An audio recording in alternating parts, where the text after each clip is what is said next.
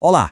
Hoje a gente vai mergulhar de cabeça num dos processos mais fascinantes e, vamos combinar, misteriosos do nosso cérebro: a memória. Pois é, né? Quem nunca passou por isso? Essa é uma daquelas perguntas que mostram o quanto a nossa memória é, bem, esquisita e super seletiva. E é justamente esse quebra-cabeça que a gente vai tentar montar aqui. Então, vamos direto ao ponto. A primeira coisa que a gente precisa entender, e a neurociência já bateu o martelo nisso, é que a memória não é tipo um gravador que fica lá, parado, só registrando tudo. Nada disso. Ela é um sistema superativo, dinâmico.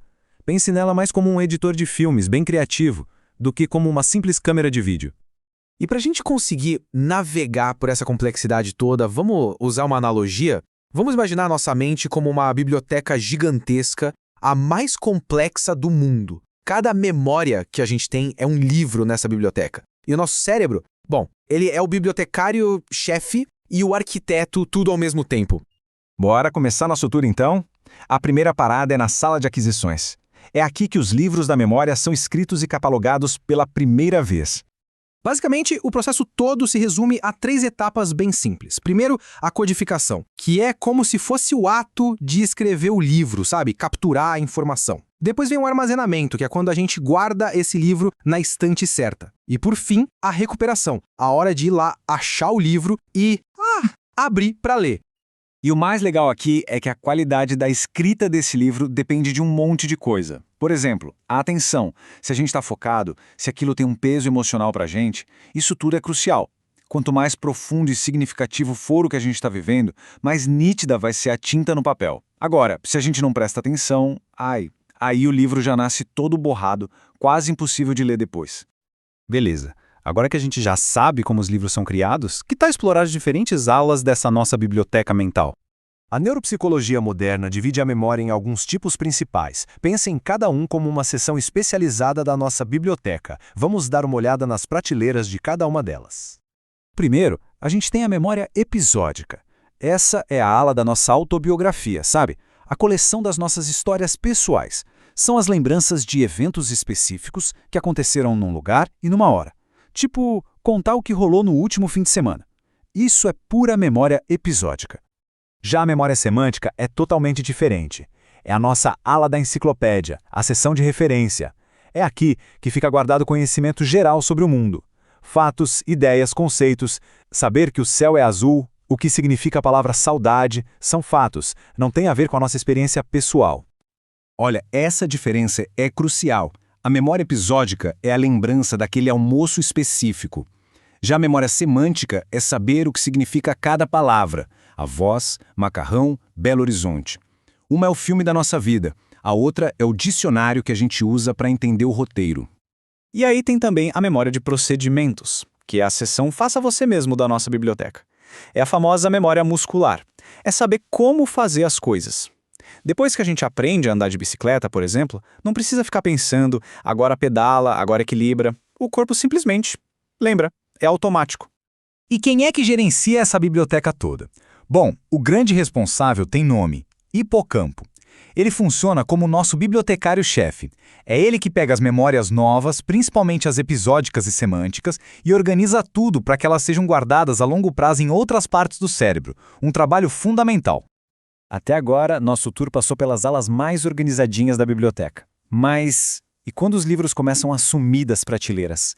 Ou pior, quando eles são reescritos com informações que não são verdadeiras? Pois é nessa parte mais sombria e talvez mais intrigante que a gente entra agora. Estamos falando da amnésia, que é, de forma geral, a perda de memória. Existe a amnésia anterógrada, que é quando a pessoa simplesmente não consegue mais escrever livros novos depois de uma lesão. E tem a retrógrada, que é quando os livros que já estavam nas estantes desaparecem. E condições como o Alzheimer, por exemplo, causam um dano devastador. A doença não só vai destruindo os livros que já existem, começando pelos mais novos, como também ataca o próprio sistema de catalogação da biblioteca. É como se o bibliotecário ficasse doente e as prateleiras começassem a desmoronar. Mas olha que interessante, nem sempre o problema da memória é só a perda.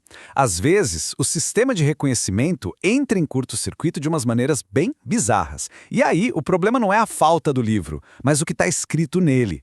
E isso nos leva a um território realmente fascinante, o das síndromes de falsa identificação. São condições raras onde o cérebro simplesmente erra ao identificar pessoas, lugares, até a si mesmo. A síndrome de Capgras é um dos exemplos mais impressionantes. Imagina só a situação. Na síndrome de Capgras, a pessoa olha para um parente, alguém que ama, e reconhece o rosto, a voz, tudo. O arquivo da pessoa está lá, mas a conexão emocional, aquele sentimento de familiaridade, sumiu. E aí o cérebro, tentando dar um sentido para isso, chega a uma conclusão terrível. Essa pessoa não é quem parece ser, é um impostor idêntico.